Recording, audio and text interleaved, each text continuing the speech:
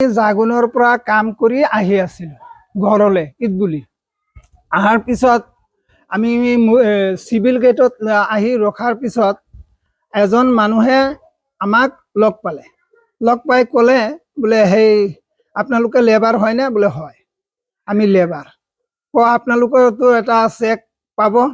গতিকে আপোনালোকে এটা কাম কৰক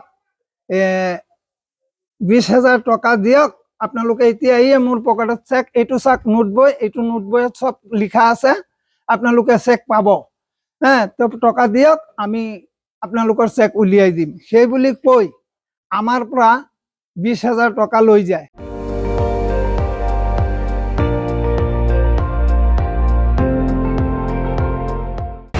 আপুনি চাই আছে ND24 সৰ্বশ্ৰেষ্ঠ নহয় সৰ্বোত্তমৰ দৌৰ